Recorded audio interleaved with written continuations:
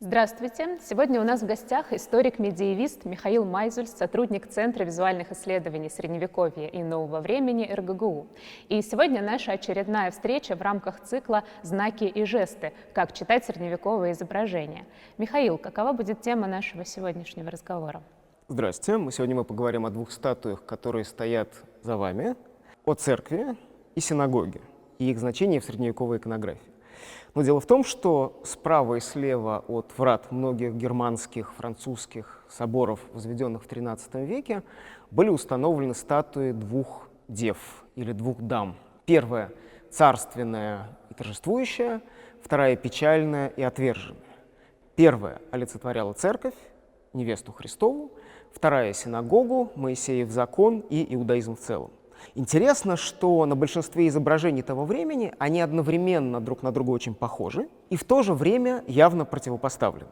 Синагога выступала одновременно как предшественница церкви и как ее поверженная соперница, оказавшаяся во тьме после того, как она отказалась признать в Христе Мессию, обещанным древнееврейскими пророками. Заказчики этих порталов, вдохновители этих изображений, епископы или каноники, через них демонстрировали торжество истинной веры, католицизма, веры, которую они считали истиной, и одновременно свое собственное торжество как представители церкви, как клириков, над иудаизмом и всеми формами иноверия, инаковерия, ереси. История этой пары, церкви и синагоги, как и вся история иудео-христианских отношений, часто драматична, трагична, полна насилия, но тем не менее она не сводится к дискурсу ненависти и демонизации другого. И я предлагаю сегодня об этом поговорить на примере, наверное, двух самых известных воплощений этого сюжета, двух самых известных пар церкви и синагоги из Страсбурга и из Бамберга. Это изображения, слепки которых стоят здесь, как раз за вами и вот за мной, в одном из залов Музея изобразительных искусств имени Пушкина. Но, может быть, мы попробуем переместиться в Бамберг и представить, какую роль эти статуи имеют в общей структуре украшения фасада собора. Да, само собой. То есть понятно, что здесь перед нами в музейном зале они стоят отдельно от всех других изображений, вырванные из контекста, стоят на постаменте рядом с изображениями из других соборов. И у нас здесь такой пантеон готики.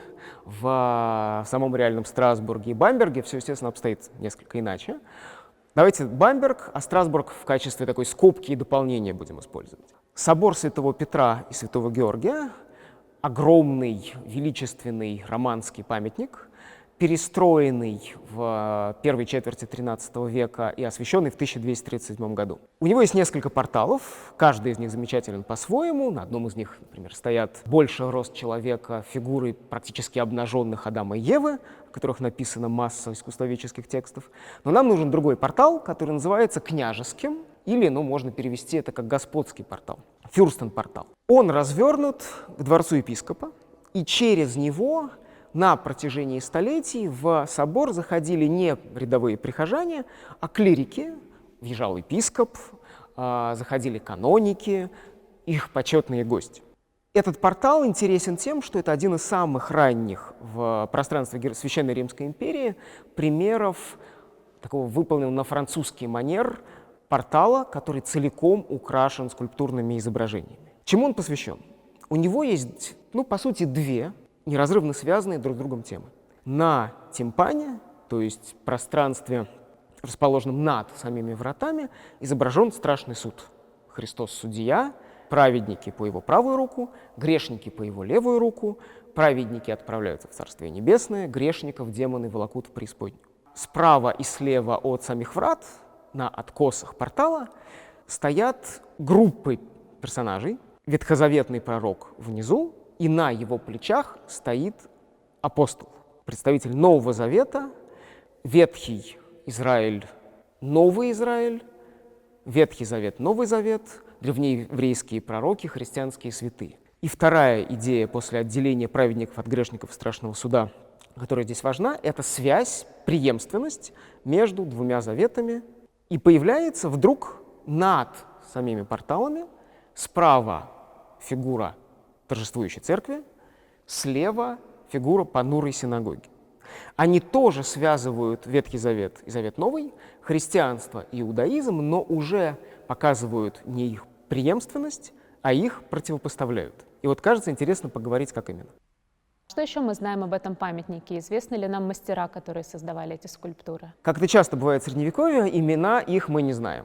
Но мы можем, глядя на эти изображения, сказать, что они создавались двумя командами мастеров, которые работали совершенно по-разному. Была более архаичная, можно назвать ее условно романская артель, которая создавала часть статуй ветхозаветных пророков и апостолов, и в какой-то момент там появилась другая, можно сказать, модернистская, готическая, связанная с французским королевством и готическими экспериментами, которые проходили там в первой четверти XIII столетия, предполагают, что эти мастера либо происходили из Реймса, где строился огромный величественный Реймский собор, либо бывали в Реймсе.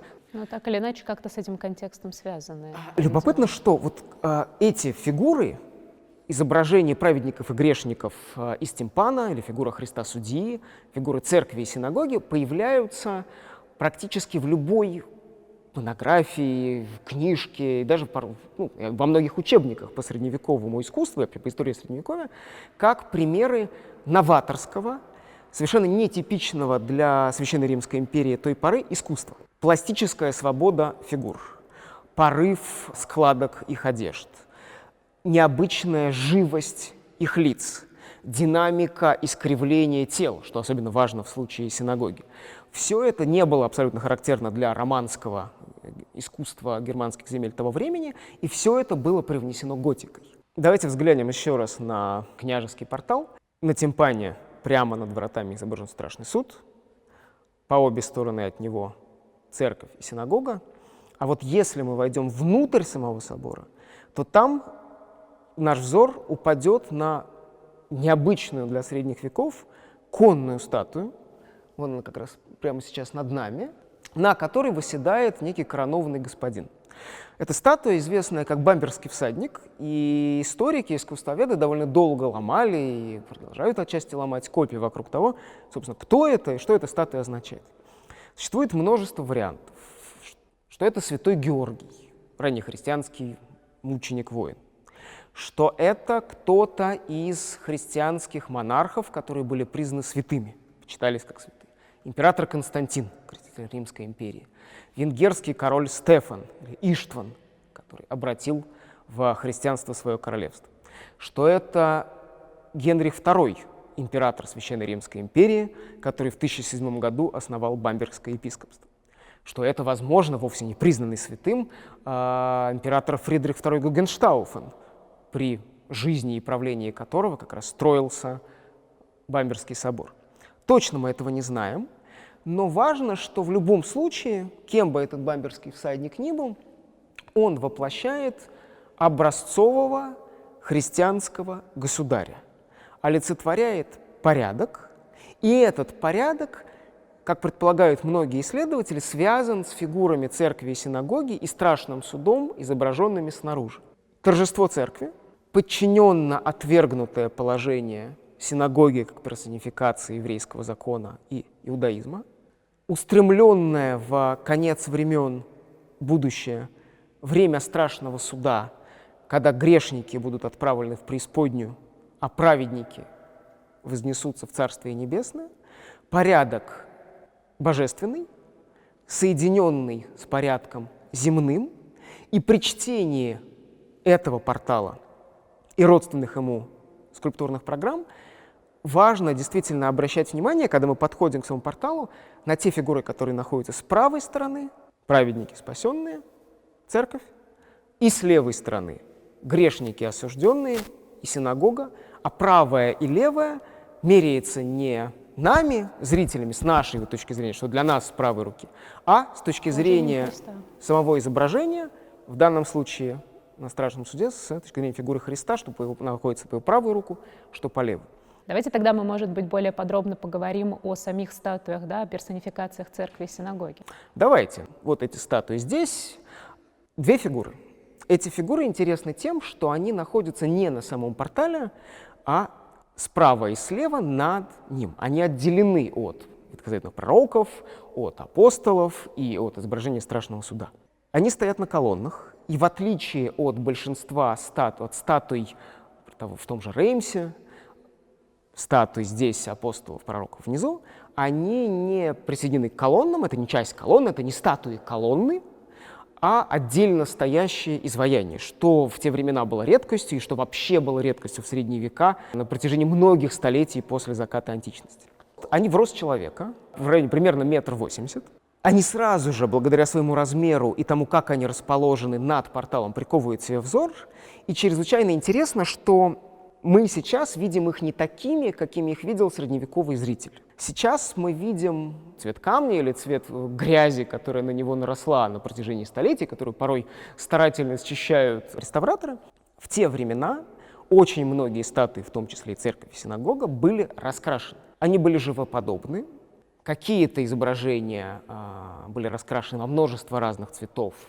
Кожа одним цветом, одеяние множеством других, позолота, короны, украшений. В каких-то использовалось несколько цветов, но здесь важно, что, насколько позволяют установить исследования, другие изображения на этом господском или княжеском портале были раскрашены очень скромно. Они были практически монохромны. Было всего лишь несколько цветовых акцентов. Церковь и синагога были выкрашены довольно ярко. У церкви была золотая корона, охристо-розовые одеяния, впрочем, и у синагоги тоже. У синагоги на глазах повязка, она когда-то была черной, и потому контраст между другими изображениями и этими двумя усиливался не только их местоположением, но и цветом. А теперь посмотрим уже на то, как они изображены. Они одновременно схожи и различны. Обе юны, обе прекрасны, обе чувственны, обе одеты в обтягивающие туники, длинные, только у церкви есть еще просторный плащ, а у синагоги его нет. Церковь величественно, устойчива, она стоит прямо и смотрит вперед, обращена к городу. На ее голове, как я уже сказал, корона, а в руках, которые сейчас отломаны по другим изображениям, мы можем практически наверняка сказать, что в одной руке был крест или стяг с крестом, а в другой руке была чаша для Евхаристии, потир, главный символ персонификации церкви на протяжении многих столетий. У синагоги тоже есть атрибуты: сломанная древко, скрижали Моисеевы, привычный в средневековой иконографии символ Ветхого Завета и древнееврейского закона. И если церковь прямо, величественно и смотрит вперед, то синагога оказывается в неустойчивой, слегка искривленной позе, которая подчеркивает ее отверженный статус. Скрижали опущены вниз, и мы почти видим, как они выпадают из ее рук. Ее глаза не видят. Тема слепоты, того, что глаза синагоги завязаны, была чрезвычайно значима и в иконографии этой пары сестриц, и во всей христианской иконографии в целом. На протяжении столетий христианские богословы, подчеркивая, что иудеи отказались признать в Христе Мессию, оказались слепы к свету истины и к истинному смыслу своего собственного Писания, к смыслу Ветхого Завета. С христианской точки зрения Ветхий и Новый Заветы неразрывно связаны. Тексты пророков и весь Ветхий Завет с христианской точки зрения является указанием на будущее Боговоплощение, на рождение Христа в Вифлееме, на его распятие в Иерусалиме, на искупление. И дальше, обличая иудеев за то, что они отказываются правильно интерпретировать смысл своих собственных писаний, богословы на разный манер говорят об их слепоте. Повязка на глазах синагоги — это визуальное воплощение этой универсальной христианской метафоры. И в итоге получается, что церковь и синагога одновременно прекрасны, во многом похожи как сестры, и в то же время всеми этими атрибутами явно противопоставлены. А каковы вообще истоки персонификации как метода визуального? У образов церкви и синагоги была довольно сложная история, которая соткана из нескольких элементов, из нескольких потоков, из нескольких течений. Во-первых, есть текст, созданный, вероятнее всего, в Испании или в Северной Африке, где-то в V столетии, который, насколько мы можем сегодня судить, впервые ввел эти две персонификации.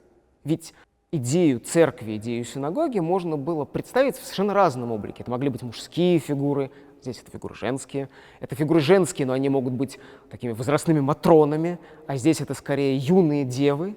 Это могли быть вообще какие-то зооморфные персонажи, как символы евангелистов, вездесущие в христианской традиции, в текстах и в иконографии. Выбор был сделан именно в сторону дев. Этот текст называется «Спор церкви и синагоги».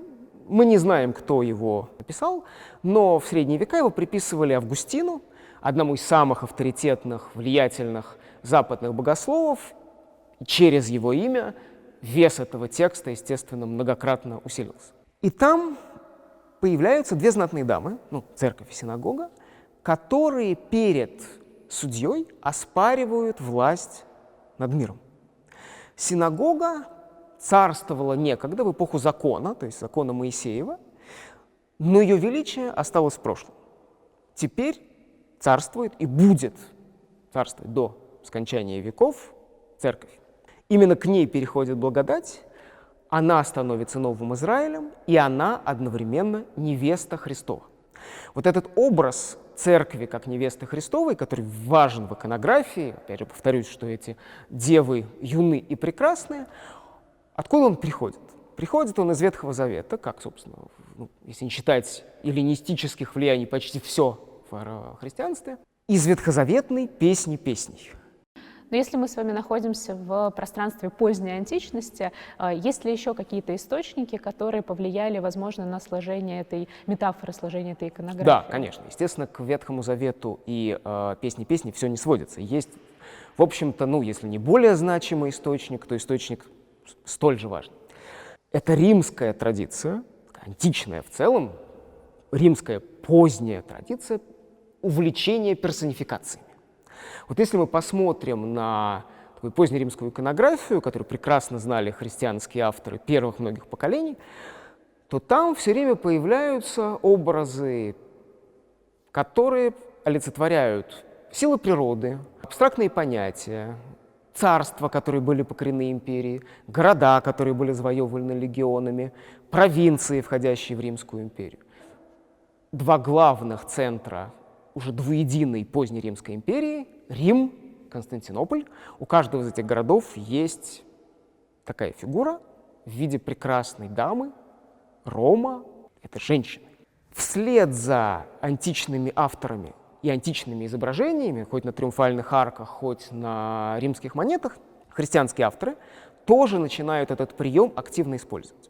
Самый важный из них — это христианский поэт, философ Пруденций, который создает текст под названием «Психомахия» в самом начале V века. Это огромная поэма, посвященная сражению персонифицированных пороков и персонифицированных добродетелей. И пороки, и добродетели олицетворены в образе женщин, девушек, которые сражаются друг с другом, целомудрие сталкивается с похотью, вера с идолопоклонством. И вот эта идея войны, духовной брани, воплощенной в женских образах, она наследуется Средневековьем, и потому в эпоху готики на порталах многих соборов мы увидим, часто рядом, кстати, с церковью и синагогой, дам, олицетворяющих как раз пороки и добродетель. Два источника. Ветхозаветная образность, связанная с возлюбленным Богом в христианской интерпретации Христом и его невестой, с одной стороны, античное увлечение персонификациями, с другой, сходятся и порождают вот эту пару. Как это часто бывает, особенно по отношению к столь давним временам, мы не можем точно сказать, какого числа, какого года она родилась, этот день рождения неизвестен, но в иконографии мы тоже можем предположить, что это случилось в V столетии. В церкви Санта-Сабина в Риме, на холме Авентин, есть мозаика, в которой предстают, правда, не церковь и синагога, а церковь из язычников и церковь из иудеев. Но идея та же, явно вот эта пара уже родилась. А сразу же ли это проникает в такие монументальные циклы, в такие крупные памятники? Или были ли какие-то другие виды искусства? Вот каким мы располагаем в этом смысле количеством примеров обращения к этому сюжету? Ответ прост. Нет, нет, нет, не сразу. Конечно, задолго до того, как в XIII веке строят огромные готические соборы с церковью и синагогой на Портале, она появляется в совершенно других, миниатюрных, мало кому доступных, в отличие от порталов, открытых ну, не городу и миру, а городу и площадям, формах.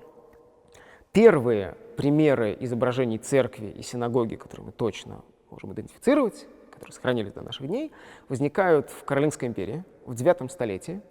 И это не огромные статуи, а крошечные, чрезвычайно тщательно вырезанные изображения на пластинах из слоновой кости, которые украшали роскошные манускрипты.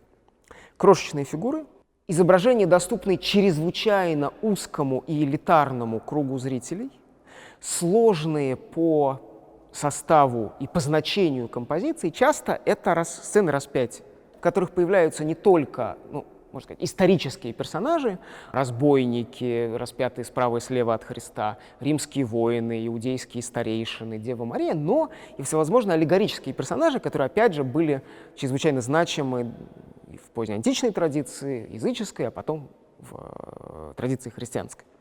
Чрезвычайно важный момент. На этих изображениях синагога, безусловно, символизирует еврейский закон, который утратил власть над миром, который утратил первенство, который уступает, отходит на второй план перед торжествующей церковью, но при этом синагога на этих изображениях — это фигура все-таки благородная.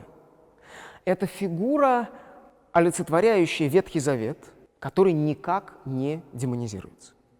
А если мы от IX века, из каролингской эпохи, от этих очень сложных элитарных изображений двинемся вперед к XI-XII столетию и тем более к позднему Средневековью, к изображениям монументальным, как статуи соборов, адресованных городам и прихожанам, то мы увидим, как облик синагоги становится все более и более зловещим, как церковь начинает, и Христос, ее отвергать, и часто она оказывается под пятой у Христа, как фигура, явно уже принадлежащая к миру зла и связанная с дьяволом. И вот я предлагаю посмотреть, как был устроен этот путь демонизации синагоги всего лишь на нескольких примерах.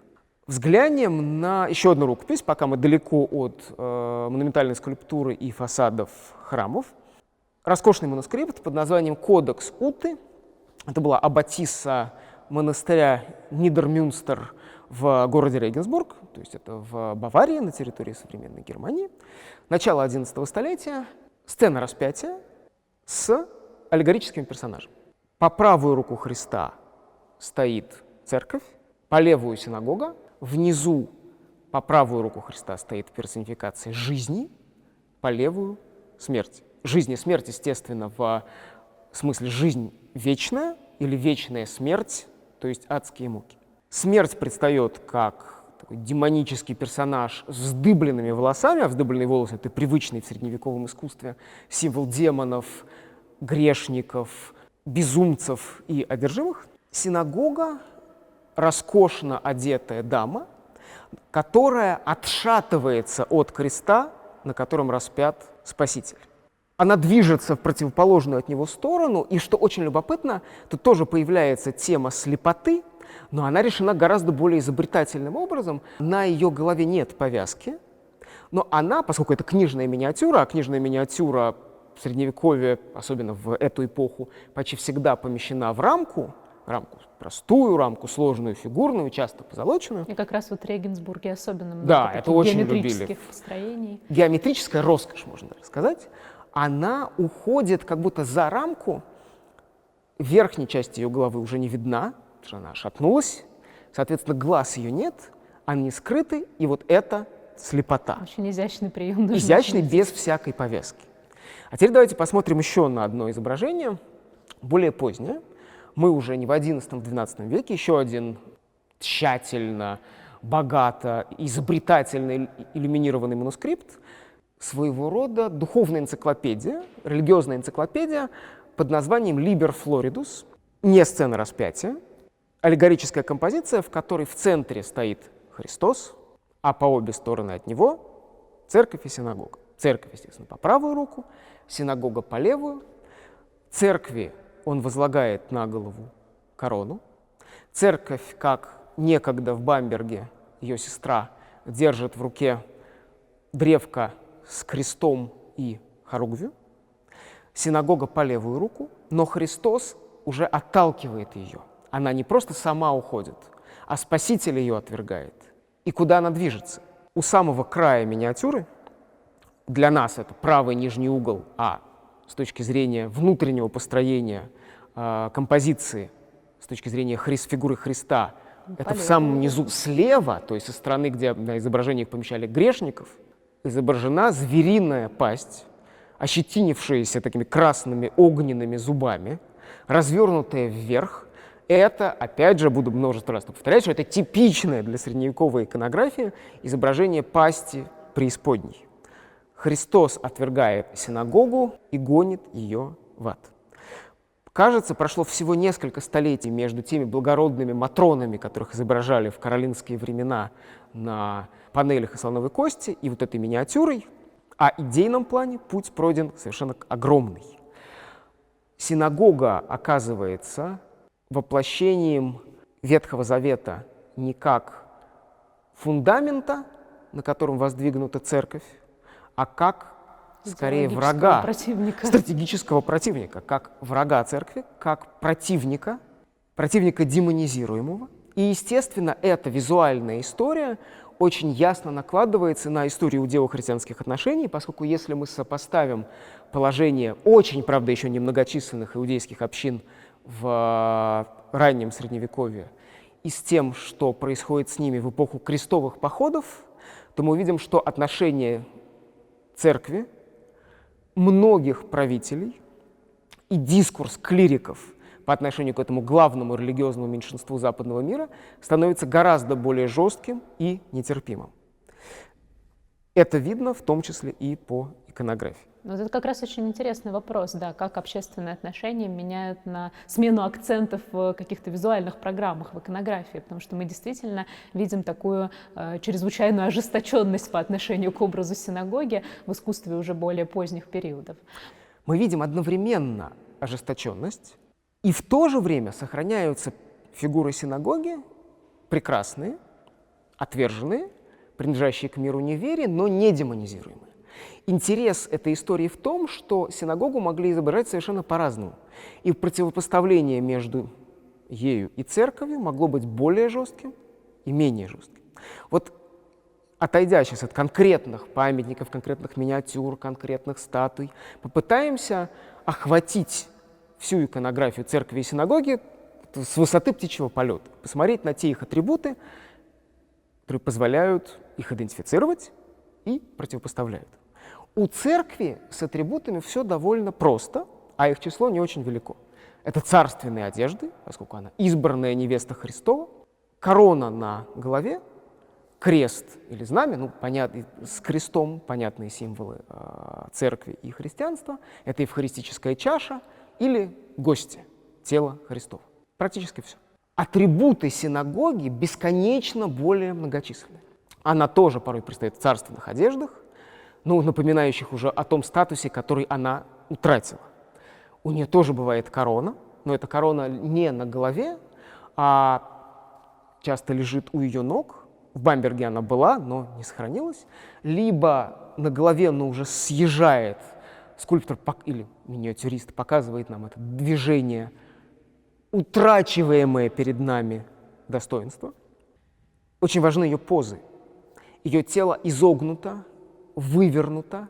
Очень часто она отшатывается от фигуры Христа или от распятия, как, например, который я показывал, а иногда она при этом движется вперед, куда-то вдаль или вниз, как впасть в преисподней, но при этом поворачивает голову назад и смотрит на Христа или на церковь.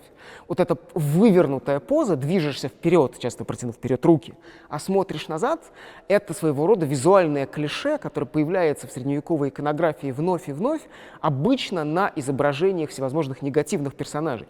Это может быть дьявол, которого изгоняет святой, это может быть войско, там, воины или повелитель какого-то войска иноверного, которого прогоняют, сарацины, которых изгоняют крестоносцы, это одна из главных визуальных форм бегства негативных персонажей.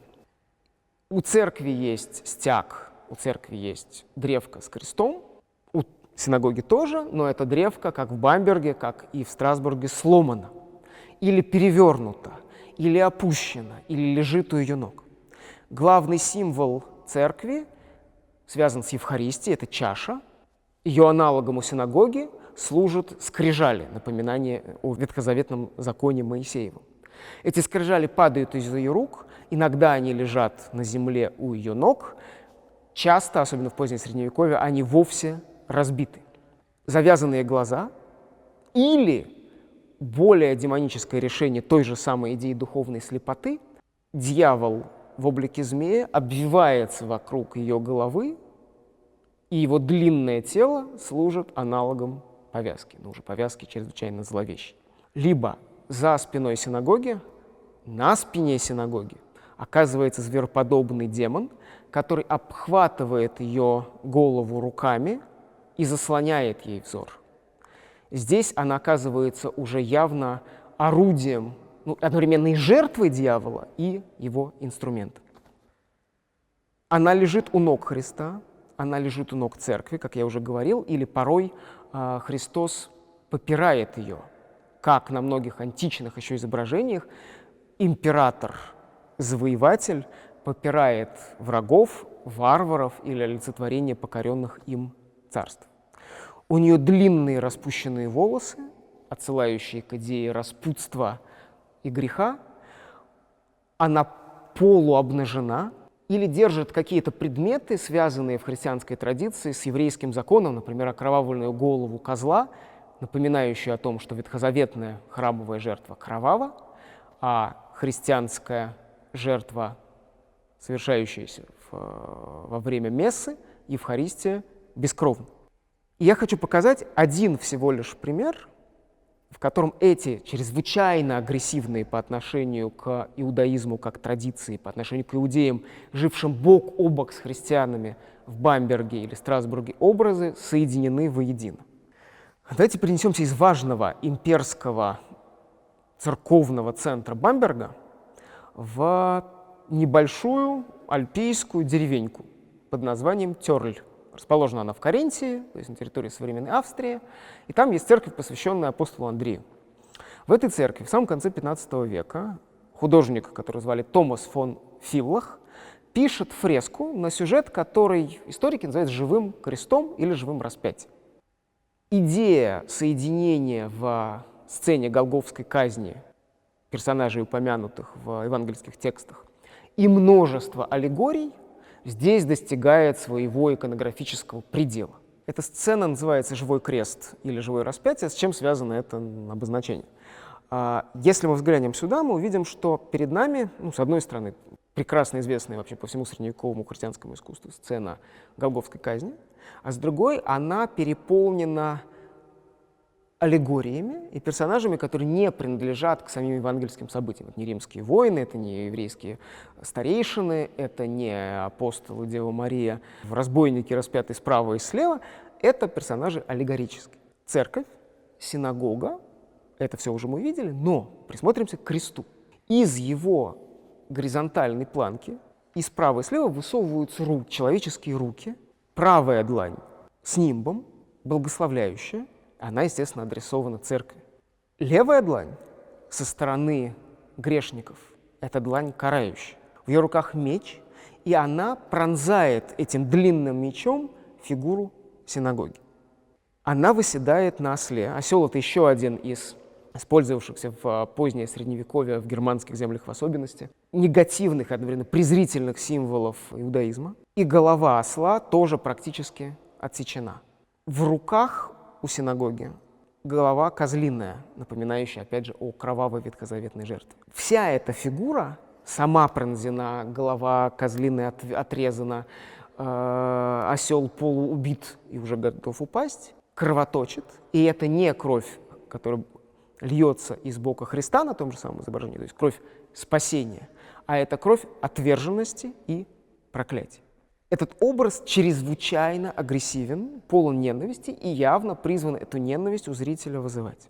За спиной у синагоги, прямо за ослом, стоит нагая фигура, обнаженная женщина, это Ева, виновница грехопадения, соблазнившая вслед за дьяволом, змеем своего мужа Адама. И Ева держит в руках череп, символ смерти, смерти и в прямом физическом смысле слова, поскольку первые люди, согрешив, утрачивают бессмертие, и одновременно второй смерти, смерти духовной, то есть обреченности на адские муки.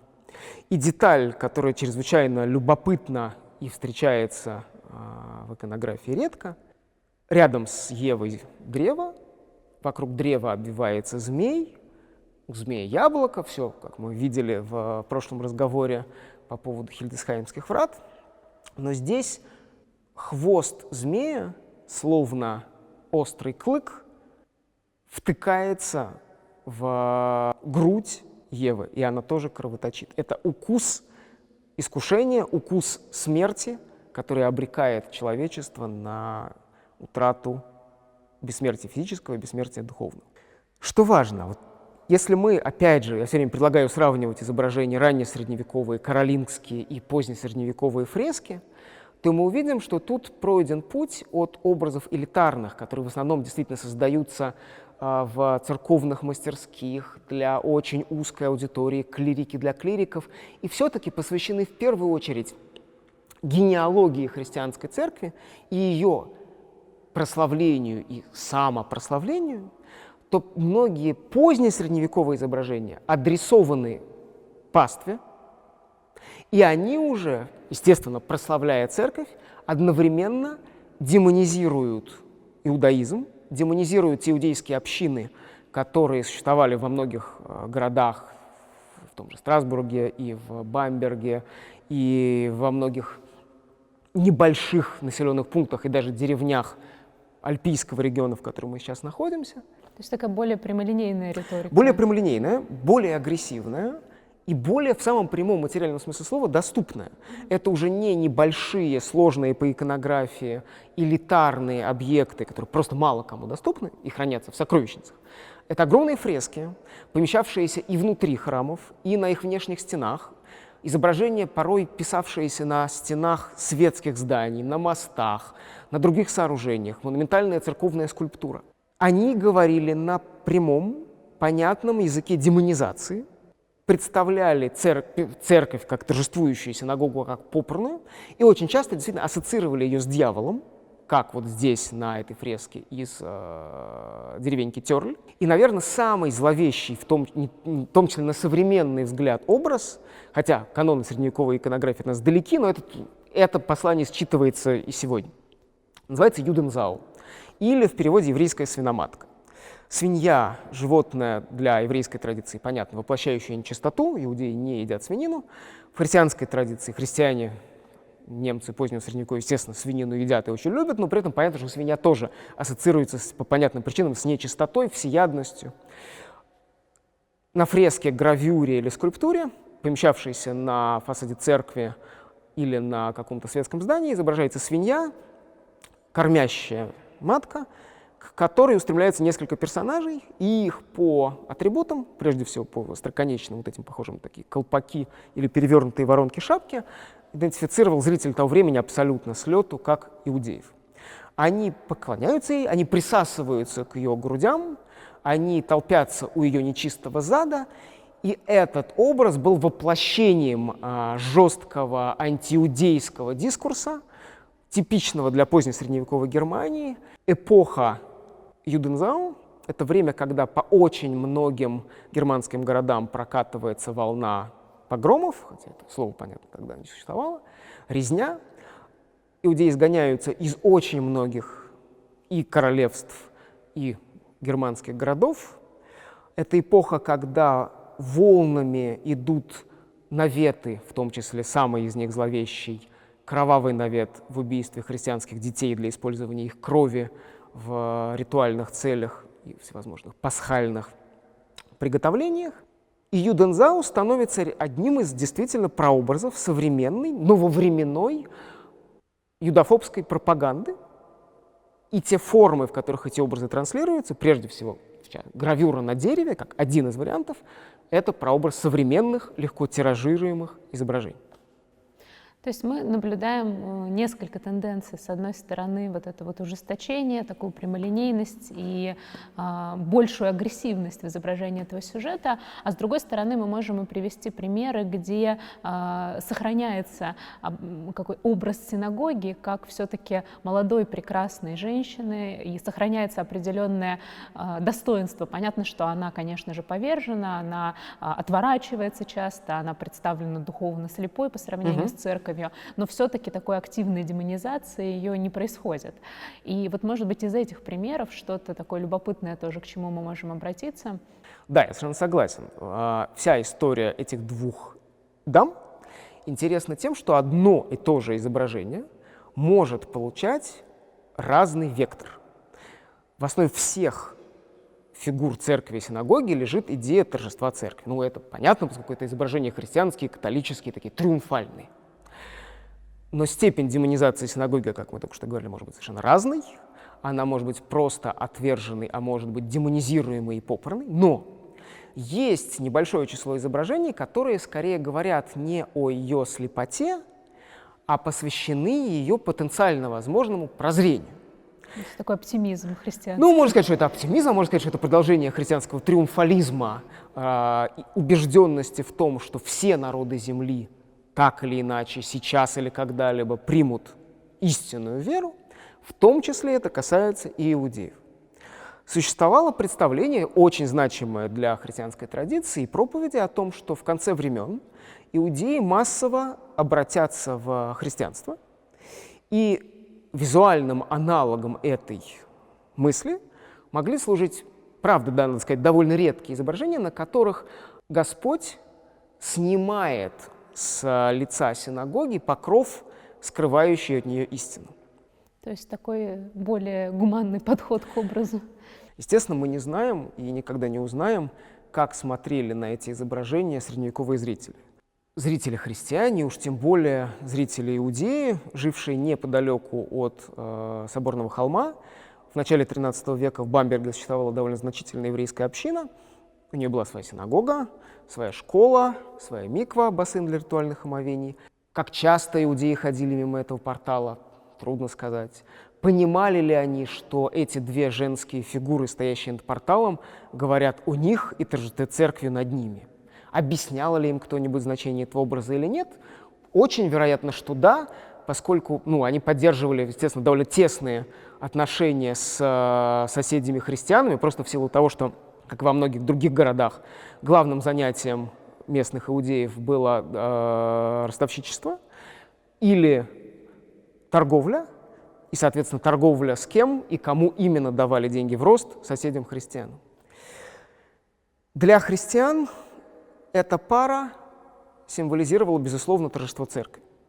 Торжество церкви над ветхозаветным законом Моисеевым и над их соседями-иудеями. Но одновременно отверженность синагоги явно смягчалась тем, что здесь, в отличие от тех позднесредневековых изображений, о которых я только что говорил, она предстает не только как отверженная и ослепшая, но и как прекрасная. То есть мы видим, что памятник, который сегодня выбран нами для разговора, является очень показательным, таким репрезентативным с совершенно различных точек зрения. Мы, с одной стороны, можем говорить об эволюции стилей, мы сегодня поговорили немного и о зарождении, вообще о развитии готики. В то же время это очень важный свидетель таких проблем богословских и даже часто общественного характера каких-то. И мне кажется, это чрезвычайно любопытно. Но это справедливо по отношению вообще почти к любому изображению, и даже, можно сказать, почти к любому предмету. Вот эти две статуи можно вписать сразу же в несколько генеалогий, в несколько линий исследования, линий разговора. Можно обратиться к истории форм. Лепка, пластика, изгиб тела, его оживление, его постепенное освобождение от колонн и в каком-то смысле даже от архитектуры, мимика, взгляд, рождение готики, переход от романики действительно к скульптуре совершенно другого плана. Можно, и я предложил сделать это как раз вот сегодня, в основном говорил не о формах, вписать эти две фигуры в историю межконфессиональных отношений между господствующим христианским большинством и господствуемым, очень часто преследуемым иудейским меньшинством. В историю дискурса христианского о ветхозаветном прошлом, об иудаизме и о соседях-иудеях, которые эти образы видят, некоторые не видят, могут интерпретировать и не могут. И в идеале эти две линии, историю форм, которые доносят до зрителей смыслы, и истории смыслов, которые транслируются этими формами, лучше соединить вместе. Ну, что мы сегодня и сделали, соединив эти две линии разговора и, собственно, представив как раз то, как же читать средневековое изображение на примере статуи церкви, синагоги из Бамберского собора. Да, конечно, именно так.